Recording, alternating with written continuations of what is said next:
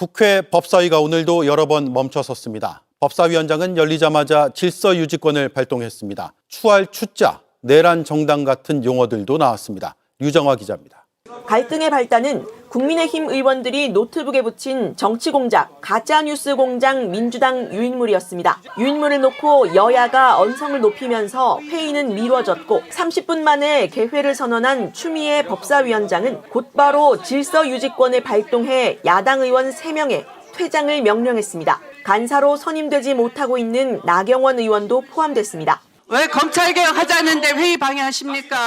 이렇게 하는 것이 윤석열 오빠한테 무슨 도움이 되십니까, 나경원 의원님? 제왕적 의사 진행이라는 성토가 이어졌고 가올 출자가 아니라 추할 출자. 그런 출자가 붙는 우리 법사위가 돼요. 누가 추해요? 누가? 역시하십니다. 국민의힘이 나 의원의 간사 선임을 다시 추진해야 한다고 맞서면서 여야는 또다시 충돌했습니다. 내란 정당이 잘거잖아요. 남편이 먹은 자인데 여기 와서 간사를 하겠다는 게 맞아요? 나 의원은 결국 추 위원장에 대한 법적 조치를 예고했습니다. 입틀막 국회, 이게 뭡니까? 이게 국회입니까? 민주주의를 파괴하고 있습니다. 저희는 추미애 위원장을 형사적으로 고발하는 것을 심각하게 검토하겠습니다. 이러한 소동 끝에 원래 계획됐던 검찰개혁 입법 청문회는 오후에서야 시작됐습니다. 여당은 검찰의 관봉권 띠지분실 책임을 따져 물었고 야당에서는 민주당이 검찰개혁을 내세워 이재명 대통령 관련 재판을 뒤집으려 한다고 날을 세웠습니다. JTBC 유정화입니다. 자, 법사위로 넘어가 보겠습니다. 네. 자, 오늘 국회 법사위 전체회의가 열렸습니다. 이른바 정말 논란이 컸던 건진의 관봉권 띠지 분실 사건 경위도 오늘 파악이 될 예정이었는데요.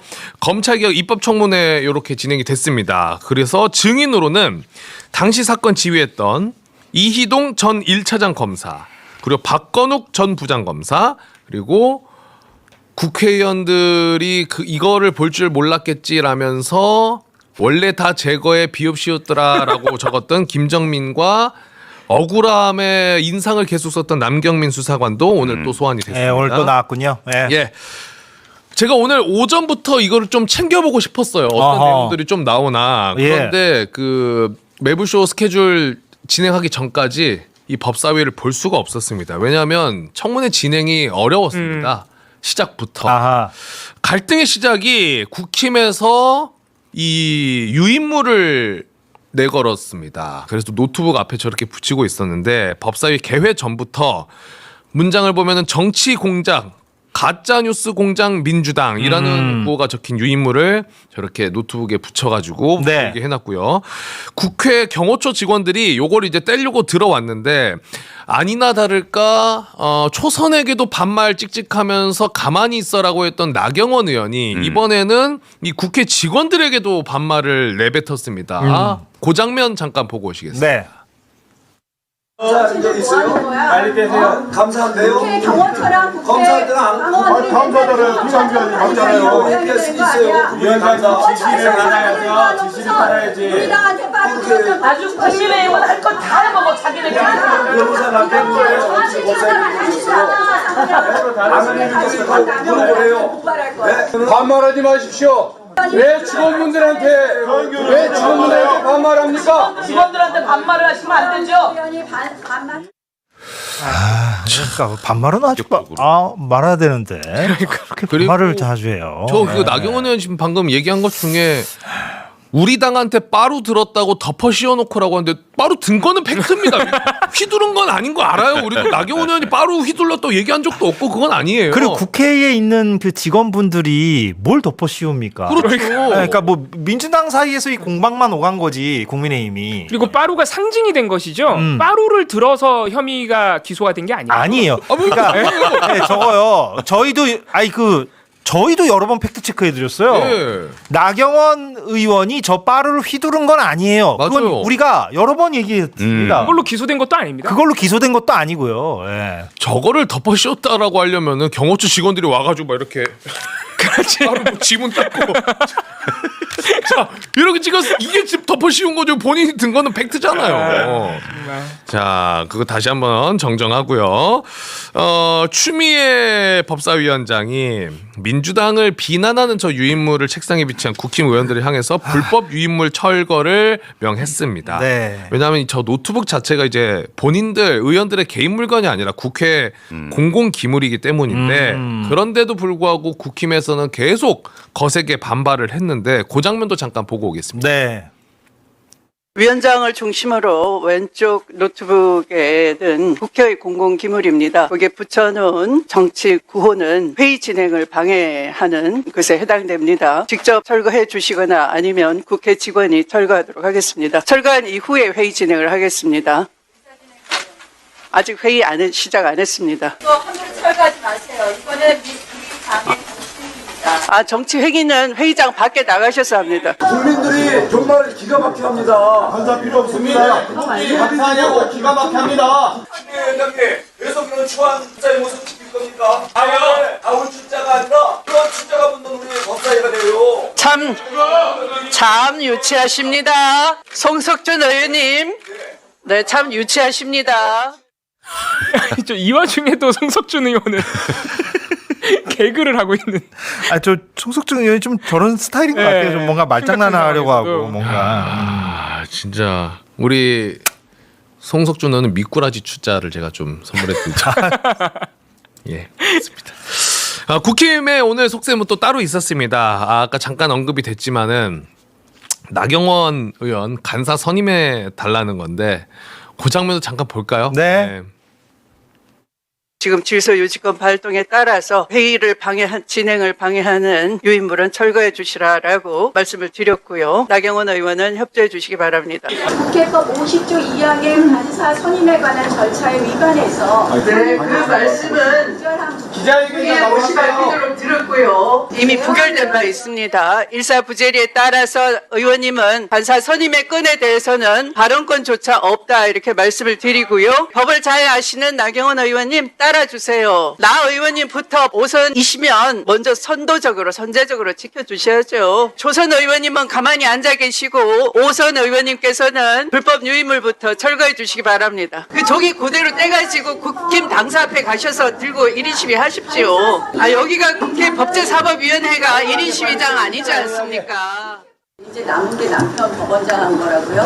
아니, 법원장 사임하라고 하세요. 변호사들 공무원 신분이 아니고 피감기관 신분이 아니면 변호사는 피감기관이 아니에요. 그냥 사퇴하라고 하세요. 법원장 사퇴. 대한민국 국민 여러분, 남편이 춘천 법원장이에요. 그런데 부인이 법사위에 와서 그 남편을 감사한대요. 이게 세상에 맞는 말입니까? 서영교 의원 목소리는 확실히 들어와요. 그죠? 안 꽂혀요. 안 켜진 것 같아요. 확실히 들어와요. 예. 확 이해가 됐습니다. 간사 선임이 왜 안 되는지. 박은정 의원이 팩트 체크를 잘했네요. 그러니까 변호사가 무슨 피감기관이냐. 그렇죠. 예, 춘천법원장은 당연히 춘천법원 피감기관이니까. 그렇죠. 그 나경원 의원의 남편이 김재호 판사인가요? 네. 예, 춘천법원장으로 있습니다 지금. 예. 그래서 제가 들어오기 전에 또 다른 보도를 하나 보니까 국힘에서는 그 와중에 법안을 또 발의를 했더라고요. 추미애 방지법인가 해가지고 간사 선임 관련해서 의원들 의결이 아니라 이제 통보하는 방식으로 하는 법안을 만들어가지고 간사는 통보하면은 그냥 되는 거다. 네. 그런 법안을 만들었다고 합니다. 예, 뭐 통과될 리는 없고요. 네. 자, 이렇게 추미애 위원장은 말이 안 통하니까 나경원, 송석준, 조배숙 의원에 대한 법사위 퇴장을 명령을 했고요. 국회법상 질서 유지권을 발동을 했습니다. 네. 계속 저렇게 나와서 오늘 진행 못하겠어요. 법사위가 공전했군요. 오전에는 거의 못했죠, 그래서. 아예 못했어요. 네. 그래서 점심 이후 2시부터 아마 진행이 된 걸로 알고 있습니다. 네. 자, 저렇게 난리를 치고 항의를 하니까 진행 자체가 아예 안 되지 않습니까? 네. 그래서 오전에는 추미애 위원장이 증인을 호명을 하고 증인 선서를 그냥 시켰어요. 그 와중에도 저렇게 계속 항의를 하고 있었고 네네. 팀은 계속 그랬습니다. 그래서 네, 한번 보시면은 예, 보면서 얘기해 주시죠. 강백신 대구고검 계속 검사입니다. 법사위원장은 진행을 하고 있는데 그 옆에서 고함을 치면서 또 방해하려고 김기현 전 하는. 국가정보원장입니다. 저렇게 김기원 한국은행 이 상황에도 저렇게 하고 있는 겁니다. 김정민 남부 서울 나경원 남부지검 의원은 수사관입니다.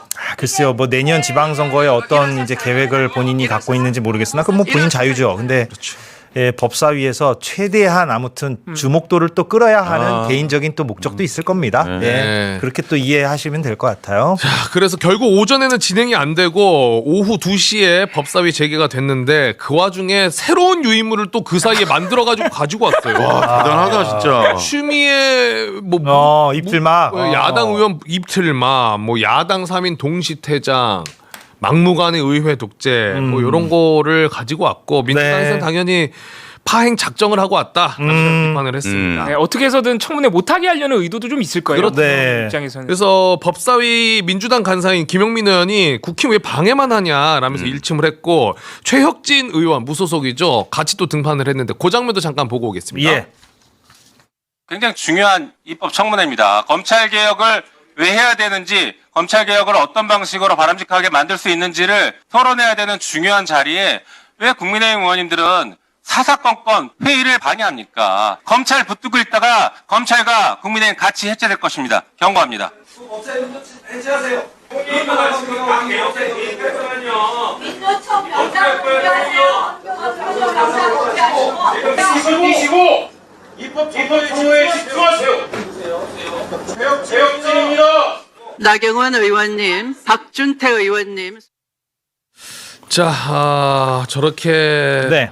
논란이 계속 있었고 그리고 이제 겨우겨우 우리가 너무나 궁금해하고 있는 관봉권 띠지 관련해서 첫 질문이 나왔습니다. 네. 서영교 의원이 건진 사건 수사한 최재현 검사에게 질문을 했는데 이 최재현 검사 여러분들 진짜 보신 분들도 많이 계시겠지만 못 보신 분들은 놀라지 마십시오. 정말 저는 여기가 검사실인 줄 알 정도로 예. 엄청나게 강압적인 태도입니다. 영상 한번 보시겠습니다. 예.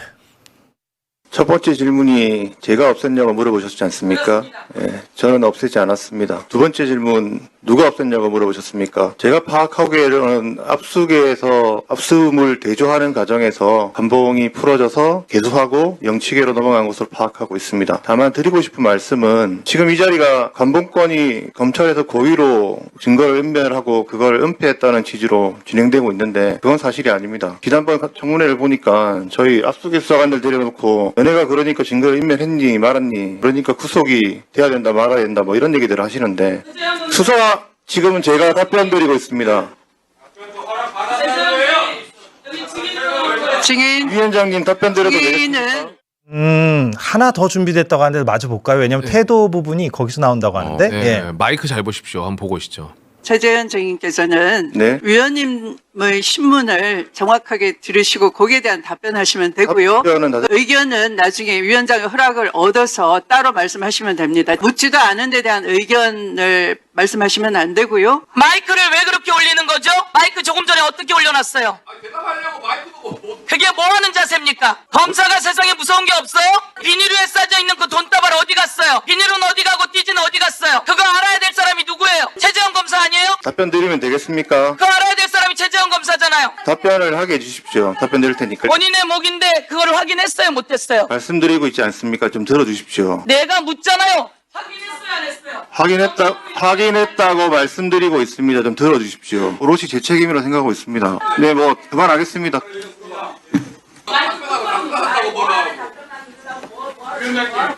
최재형 검사 마이크 똑바로 놔요. 마이크도 제가 오자는 다음은 위치에 못 전현희 놓습니까? 이게 의원님의 그런 신문 자리입니까? 순서가 되겠습니다. 어떤 심리인지 알 것 같아요. 네, 어떤 심리인지는 알 것 같아요. 최재형 검사가. 그리고 흥미롭게 왔습니다. 예, 영상 쭉 보면은 굉장히 자세 자체도 그냥 이런 이런 느낌으로 아휴, 아무것도 모르면서 저놈 뭐 이런 느낌이에요. 제가 받았던 거는. 그리고 들어오기 전까지 봤던 내용으로는 그 띠지 관련해 가지고 보고를 안 했잖아요. 최재형 검사가 알고도 그거 관련해서는 그 답변이 왜 보고 안 했냐 그랬더니 아니 모든 수사가 다 끝나고 보고해도 괜찮을 거라고 생각했다. 그렇게 아니 핵심 증거가 사라졌는데 그거를 예. 그러니까 인지하고도 안 한 거예요 보고. 지금 자세가 사실 남부지검 검사들이 최재형 검사 포함해서 남부지검이 사고를 쳐서 저 청문회가 지금 열리게 된 건데 지금 사고를 친 사람이 아니라 사고 친 사람 취조하러 온 사람 같은 그런 태도네요. 딱 태도가. 그러니까 저 사람의 심리는 내가 일정 부분 잘못하긴 했으나 그게 이토록 공격받을 일인가. 그게 이제 1번. 그리고 민주당 의원들에 대한 어떤 반감. 세 번째는 약간의 자포자기. 이제 모르겠다. 그래, 난 뭐 이제 나는 아니니까 사표 쓰고 나 뭐 변호사 하든가 뭐 이제 나 여기서 뭐 출세할 일 없고 에라 모르겠다. 뭐 이런 어떤 심리 이런 것들이 좀 종합되어서 저런 태도를 보이는 것 같은데 문제는 좋습니다. 그런 심리가 막 교차해서 저런 태도를 보이는 것 같아요. 근데 그런 심리는 본인 자유인데 문제는 국민들이죠. 그렇죠. 네, 그러니까 뭐냐면 국회의원들한테 뭐 반감 갖고 이건 본인 자유잖아요. 근데 국민들 앞에 본인이 영상으로 나가는 거잖아요. 그럼 국민들한테는 좀 송구한 마음도 있어야 되고 공복으로서 취해야 할 어떤 태도의 기본 같은 게 있는 거잖아요. 예. 근데 저 사람은 그런 마인드는 전혀 없는 그렇죠. 거죠. 공적 마인드. 네, 아까 제가 말씀드린 그런 것만 있는 거죠. 네. 그러니까 이게 공인 의식이 아예 없는 거예요. 그렇죠. 그게 일종의. 그러니까 공방 벌일 수 있습니다. 국회의원하고 뭐 나와가지고 무조건 막 조알이라는 게 아니에요. 저는 뭐 그게 꼭 바람직한 것도 아니고 근데. 국민들이라는 제3자가 보고 있다는 의식을 해야 그게 공인이잖아요. 그렇죠. 그게 없는 거예요. 국회에 사실 불려 나온 거는 국회의원들한테 질문에 답하는 의미보다는 사실 국민들 앞에서 질의응답을 한 건데 국민들한테 답을 한다고 생각을 해야 되는데 그런 생각이 없는 거죠. 그래서 저는 저 태도를 보면서 그 김정민 수사관은 끝까지 얘기하는 게 돈 세고 뭐 이런 거는 뭐 기억을 하면서 그걸 내가 받았을 때 띠지가 있었는지 없었는지는 절대로 기억이 안 난다고 이야기하거든요. 뭐 설득력이 없죠 전혀. 근데 최재형 검사의 저 태도를 보면은 저들이 거짓말하는 거를 더 흔들리지 않도록 강경으로 일부러 본인도 나가는 것 같은 느낌도 좀 들었어요. 네. 그러니까 뭐 국민 바라보는 거 신경 전혀 안 쓰고 저는 아마 내부에서 봐라. 내가 나가서 이렇게 할 테니까 우리 검찰들 내 봐라 후배들아. 뭐 이런 의미가 좀 있는 그렇죠. 것 같습니다. 네. 조직보호를 해준다는. 마이크 높게 세우는 최재형 검사 이렇게 제목도 뽑았네요. 신흥석이랑 약간 좀 닮았네요 느낌이. 이미지가. 맞네요. 오늘 신흥석 전 남부지검장도 나왔죠. 저 사람도 사실 핵심인데. 신흥석이 저 사진에서 맨 왼쪽에 있는 왼쪽. 남부지검장. 예. 친윤 중에 친윤이라고 거론됐던 그 사람이죠. 지금은 그만뒀습니다만. 네, 지금은 그만뒀고. 네, 이렇게 곽산픽으로 오늘 법사위도 다녀왔습니다. 촘촘하게 법사위 정리를 했는데 여러분들 어떻게 들으셨는지 모르겠는데 댓글을 보아하니 화가 난다. 많은 분들이 많이 화가 나시겠죠. 예, 저는 태도 자체부터도 많은 화를 또 불러일으키는 것 같고. 참 그러게요. 예, 공직자는 좀 달라야 할 텐데. 그렇잖아요. 예. 아니 그리고 기본적으로 그런 핵심 증거를 분실해가지고 중요한 진실, 특히 관봉권이 어디서 나왔는지는 이 국민의 세금 그리고 정권의 비위를 밝혀내는데 결정적인데 그거를 잃어버렸으면 기본적으로 좀 이렇게 반성하고 사과하는 태도가 먼저 나와야 될 텐데 지금 그런 것도 잘 안 보이니까. 이게 별거 아닌 것 같아도 저는 저 마이크 저렇게 세워놓는 거 왜 기분이 나쁘죠? 저거는 화를 낸 거죠. 이렇게 화를 확 낸 그렇죠. 거죠. 네. 굉장히 기분 나쁘네. 오늘은 진짜 종합 세트 같아요. 뭐 검찰, 사법부, 아까 이제 그 수상버스 민생, 그렇죠. 거기다가 지금 국민의힘까지 오늘은 이 분노 종합 세트가 다 들어가 있는. 네. 조금 전 영상을 또 하나 준비했다는 법사위가 오늘 하루 종일 돌아갔으니까요. 잠깐 볼까요? 그 조희대 대법원장 관련 표결, 법사위 표결. 거수 표결로 진행하겠습니다. 먼저 의사일정 변경에 찬성하는 위원님은 손을 들어 주시기 바랍니다. 자, 내려주십시오. 자, 반대하는 위원님은 손을 들어 주시기 바랍니다. 반대하는 위원님은 손을 들어 주시기 바랍니다.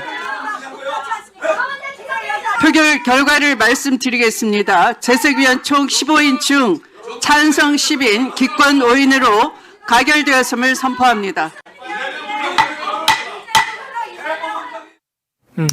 중간에 조배숙 의원이 뭐 이렇게 하던데 이거 좋아서 반대한다는 거겠죠. 뭐 이렇게 하는 것 같던데. 오늘 법사위 싹 정리했고요. 오늘 첫 번째 주제도 우리 말씀하셨던 검사들 이야기죠? 맞습니다. 오늘 이제 국회에서 법사위 청문회가 열렸잖아요. 그렇습니다. 검찰개혁 청문회. 맞습니다. 건진범사 관봉권 띠지 분실과 관련해서 이제 검사들을 모아놨는데 이게 시작부터 이제 추나대전 벌어지면서 좀 파행이 됐거든요. 네. 근데 그걸 보고 이제 아수라장이잖아요. 네. 근데 저 박상용 검사가 너무 실실 웃고 있는 화면이. 예. 근데 그 얘기하기 전에 네. 오늘 혹시 청문회 보셨어요? 아니 못 봤습니다. 아, 뭐 시기를 추천드립니다. 지금 하루 종일 저 한숨만 나오고 있거든요. 낮방송은 진행이 안 될 정도로 너무 이 혼이 나가가지고 나경원 때문에 혼이 나가서 방송이 안 될 정도로 화가 나더라고요. 보고 있으니까. 맞아요. 그리고 완전히 오전 그걸 못하게 만들었어요. 방해해가지고 오후에 그냥 들어와서 또 붙여요. 네. 그것 때문에 파행이 된 거거든요. 네. 또 붙여요. 상식의 힘이라는 걸 우리 좀 생각해 봐야 돼요. 예. 강상범 씨가 왜 화가 났냐면 상식적이라 그래요.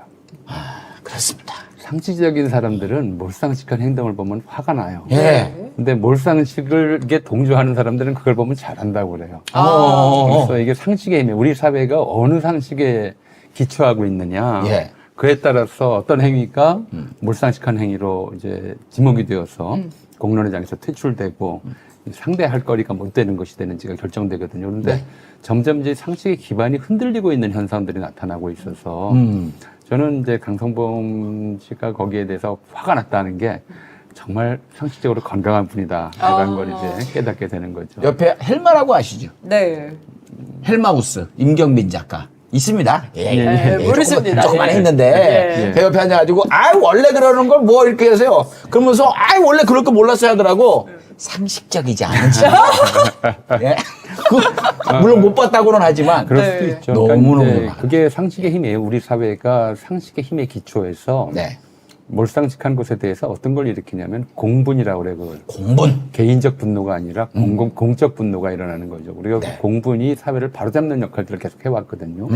우리 예컨대 무슨 미성년자 유괴라든가 아니면 무슨 연쇄살인 이런 걸 보면 내 일이 아니고 내 친척의 일이 아니지만 막 화가 나잖아요. 그게 정상적인 거예요. 그런 공분이 있어야 사회가 건강하게 유지되거든요. 그러니까 공분할 줄 모르는 사람은 사회를 건강하게 유지시킬 의지가 없는 사람이다. 예, 뭐 이렇게 봐야 되겠죠. 공분. 전 상식이 부족한 편이긴 한데 막 증인 소개하는데 계속 옆에서 너무 듣기가 싫더라고 그냥. 와. 그러니까 추미애 위원장이 이거 하면 또 안 될까봐. 이거 갖고 또 걸고 또 난리 칠 거 아니에요. 또 나와가지고 다 에워싸고 그럴 거 아니에요. 네. 무시하고 넘어가요. 그러니까 애들이 뻘쭘해진 거야. 그러니까 그때부터 계속 질의할 때마다 심지어 증인이 얘기하는 것도 막 방해하고 덮고 그걸 계속하고 있어요. 네. 정말 공분을 일으키는 인물들이 거의 법사위지만 저 나경원 대빵이 들어왔다. 네. 뭐 그것뿐이겠어요. 지금 우리가 살고 있는 이제 이 상황 하나하나가 이제 내란 전부터 사실은 뭐 윤석열이 당선된 이후부터 좀 계속 공분거리였어요. 지금 뭐 당장 예를 들어 대왕고래 프로젝트 한번 보세요.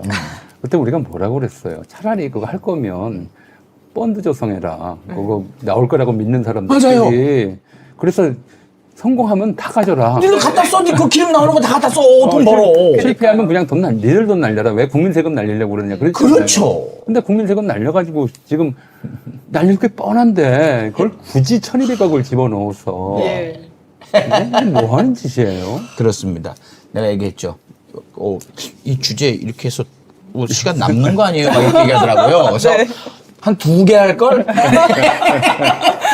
교수님 딱 앉자마자 이거 다 못할 것 같은데. 아유 열심히 준비해 주셨는데 난 이런 미안해서 게 너무 어쩌죠? 좋아요. 이런 게 너무 좋은데 이 말씀을 왜 드렸냐면 의원님도 항상 얘기합니다. 검사의 걸레론이 있어요. 걸레론. 걸레는 빨아봤자 걸레다. 그렇죠. 네. 검사 걸레론은 있으시지 않습니까? 제가 했던 말인데요. 네. 그러니까 2019년도에 그때 마침 윤석열 검찰의 항명 사태 때 어쩌다 보니까 이제 그 서초동 100만 집회 단상에서 그런 얘기를 했었어요. 맞아요. 네. 원래 검찰을 사회적으로 보자면 우리 사회의 더러운 것들 닦아서 청소하라고 만들어 놓은 기관이잖아요. 네. 그렇죠. 근데 이걸 70년 동안 안 빨았어. 검찰 개혁을 한 번도 안 했어. 예. 70년 동안 안 벌금 쓰면 그게 걸레 역할을 할 수 있겠냐고. 다시요? 걸레는 걸레인데 그걸 닦아봤자 더 더러워져요. 그렇죠. 근데 걸레를 그래서 수시로 빨았어야 되는데 한 번도 안 빤 거야. 그래서 이제 우리 국민이 빨아줘야 된다. 맞습니다. 그게 검찰 개혁이에요. 그래야 또 쓸 수가 있죠. 그렇습니다. 행주로 만들어줘야 그러니까 걸레는 빨아도 걸레가 아니고요. 아, 네. 걸레가 용도 효용이 있으려면 예. 한번 그 닦고 나서 또 빨아줘야 된다. 예. 근데- 제 말이었습니다. 근데 어쨌든 개혁을 해도 걸레긴 걸레인 거잖아요. 그렇죠. 그 역할을 해야 되는 거죠. 근데 그렇죠. 거기서 이제 아니 걸레를 우리가 나쁘게 생각하면 안 돼요. 그럼요. 그렇습니다. 청소할 네. 때 반드시 필요하잖아요. 맞습니다. 대걸레든 손걸레든 반드시 필요해요. 네. 그죠? 그런데 이거를 안 닦고 쓰는 게 문제인 거지 걸레가 있다는 게 문제인 거 아니죠. 맞습니다. 그러한데 오늘 진짜 많은 국민들 이거 봤다면 뚜껑 열다. 오전에 나경원의 뚜껑 열리고 오후에 검사들한테 뚜껑 열렸어요. 근데요 보면서 두려움을 느껴요. 왜? 저런 애들하고 내가 맞닥뜨려가지고 제가 검사실에서 나를 추궁하면 어떤 기분이 들까? 오싹하더라고요. 그래서 저기 준비하겠죠? 네, 맞습니다. 사진을 하나 같이 보실까요? 영상부터 일단 준비가 자, 돼 있을 것 같은데. 예, 사진부터. 네, 일단 사진은 그렇게 의원들 언쟁이 벌어지니까 실실 웃고 있는 박상윤 검사. 예, 웃고 있는 게 박상영이고 우리가 네. 또 소개시켜드리죠. 앞에 크게 나온 인물 있죠? 최재형 검사입니다. 예, 저 두 사람이 오늘 답변을 하는데 너무나도 어처구니가 없습니다. 국회의원이라는 건 제대로 공부만 잘하는 애들이기 때문에 알 거예요. 국회의원이라는 게 어떤 존재들인지. 국민의 대변인이거든요. 국민의 대변인들한테 어떻게 하는지 영상 한번 먼저 볼까요? 네, 일단 박상용 검사 영상부터 같이 보시죠. 이화영 지사를 일요일 날 불러낸 적 있어요, 없어요? 검사실에서. 주말에도 조사한 적이 있습니다. 일요일 날 기소된 다음이에요, 아니에요? 당시 기소된 다음에 일요일 날 불러내는 게 맞아요, 안 맞아요? 일요일 날 불러내는 게 맞아요? 그 다음에 일요일 날 피고를 불러내는 게 맞아요, 검사실로? 부처님 오신 날 불러냈어요, 안 불러냈어요? 확인을 해봐야 알겠습니다. 김성태 1시 33분, 방영철 1시 33분, 이화영 1시 33분, 1313호, 1313호실 누구 방이에요? 예, 저희 방입니다. 박상용 검사 방이죠? 그렇습니다. 부처님 오신 날 이야기했는데 본인이 요구해서 그랬다? 3명이 동시에 요구했어요? 어디서 거짓말을 하는 거예요 지금? 국민 여러분, 뻔뻔스러운 검사의 얼굴이에요. 계속 웃어요. 실실 쪼개요. 저에게 어떻게 나왔냐면 계속 그런 적 없는데요. 불러다가 범죄 입 맞춰가지고 이재명 죽이려고 했습니까? 절대 안 했습니다. 그런 거 없습니다. 근데 보니까 같은 시간에 출두시켜가지고 같은 시간에 보냈는데 같이 안 했다 이거예요. 그거에 대해서 얘기하니까 씩 웃어버려요. 저런 모습이었습니다. 자, 또 한 명 봐야죠. 네, 지금 이어서 최재현 검사 전 이 모습에 더 분노했습니다. 어우. 진짜 거만해요. 어우. 영상으로 확인해 보시죠. 첫 번째 질문이 제가 없앴냐고 물어보셨지 않습니까? 관본권 띄지? 저는 없애지 않았습니다. 다만 드리고 싶은 말씀은 지금 이 자리가 관본권이 검찰에서 고의로 증거를 은멸하고 그걸 은폐했다는 취지로 진행되고 있는데 그건 사실이 아닙니다. 그리고 또 드리고 싶은 말씀은 지난번 청문회를 보니까 저희 압수수색 수사관들 데려놓고 너네가 그러니까 증거를 인멸했니 말았니 그러니까 구속이 돼야 된다 말아야 된다 뭐 이런 얘기들을 하시는데 수사 지금은 제가 답변 드리고 있습니다. 증인 위원장님 답변 드려도 되겠습니까? 증인은 마이크를 왜 그렇게 올리는 거죠? 마이크 조금 전에 어떻게 올려놨어요? 그게 뭐 하는 자세입니까? 뭐 하는 자세요? 검사요? 검사가 세상에 무서운 게 없어요? 저것이 현역 검사입니다. 변호사 개업한 게 아니고요. 공무원이에요. 네. 첫 번째는 이화영 쌍방울모 대북 송금 사건 조작 의혹이 있는 박상용 검사고요. 두 번째는 관본권 띠지 분실 사건에 대한 책임이 있는 최재형 검사입니다. 예. 저 어떻게 해야 되는 거예요? 우리가 권력 그러면 흔히 정치 권력만 생각하는데 일단 이 우리가 알고 있는 민주주의와 자본주의는 원래 단짝이 아니에요. 사회 경제의 이른바 체제로서의 자본주의는 네. 민주제랑도 어울릴 수 있고요. 독재 체제랑도 어울릴 수가 있고요. 뭐 귀족제랑도 어울릴 수 있어요. 지금 보면은 예를 들어 중국, 우리가 사회주의 국가라고 그러잖아요. 네. 정치 권력이 표방하고 있는 바는 사회주의일지 몰라도 주식 시장이 있는 사회주의는 없어요. 네. 그건 이제 공산당이 지배하는 자본주의일 뿐이죠. 네. 우리가 베트남이 공산당 국가라고 해가지고 베트남에 투자 안 하는 거 아니잖아요. 그렇죠. 그래서 이제 그 권력의 층위는 다양하게 나타나요. 일단 우리가 정치 권력을 선출하는 방법은 민주국가에서 네. 1인 1표제, 1인 1표종. 네. 아무리 부자라도 2표 못 찍어요. 그렇죠. 그걸 이제 인본주의예요. 인본주의. 인간을 근본으로 한다. 자, 이 자본주의는 말 그대로 자본주의예요. 네. 주식회사 운영원리랑 같아요. 1주 1표제예요. 돈이 많으면 장땡이죠. 돈 많으면 목소리가 큰 거고, 영향력도 큰 거고. 이 1인 1표제와 1주 1표제, 그러니까 이른바 민주주의 하에서의 자본주의 시장 경제가 이제 어울리게 만들기 위해서 1인 1표제는 걸 견제하는 역할을 해야 되거든요, 사실은. 네. 예. 근데 이런 것들 때문에 이제 대단히 오랜 역사를 가지고 있는 관료 주관 시스템이 하나 있고 또 자본주의 이후가 장기화되면서 나타나는 현상 하나 있고 해서 권력이 세 층으로 나뉘어요. 예를 들어 우리가 식당에서 막 욕을 하면 주로 정치인들 욕해요. 네. 자기 회사 사장 욕 안 해요. 자기 친한 사람들끼리 쑥덕쑥덕은 해도 뒷얘기는 해도 공개적인 장소에서 남들 들을 때 자기 회사가 아니면 남의 회사 사장은 욕해도 자기 회사 대표는 잘 욕을 못해요. 그렇죠. 어떻게 권력 흘러들어가죠. 못하겠어. 그런 거거든요. 제일 힘센 권력은 사실은 이 세습 권력이에요. 이건 뭐 우리가 이재용 씨, 삼성 이재용 씨 상속세 많다고 그러니까 뭐 미술품으로 내게 해달라. 자기 돈도 아닌데 깎아달라. 별별 사람들 다 있었잖아요. 이 권력은 세습돼요. 그리고 이 권력은 그야말로 이제 어지간하면 사법부에서도 대개 집행유예나 무죄나 이렇게 놔주고 무슨 짓을 해도 되는 그런 권력이 돼 있어요. 그 다음에 두 번째 권력이 이 시험 쳐서 얻는 권력이에요. 이건 평생 가요. 급제 권력. 대표적인 것이 이제 고위공무원, 행정고시, 그다음에 사법고시, 판검사, 외무도 있죠. 이런 권력들이거든요. 외무고시. 그럼 평생 가요. 고시 권력들은 이게 나름대로 정치적 중립성을 지키라고 평생 가게 해줬는데 이 사람들이 자기 이른바 이제 조직 논리 또는 자기 직업적 권력의 크기를 키우기 위해서 끊임없이 좀 배타적이 돼버리고 그 전문성 자체를 일종의 무기로 삼는 일들이 전 세계에서 생겨요.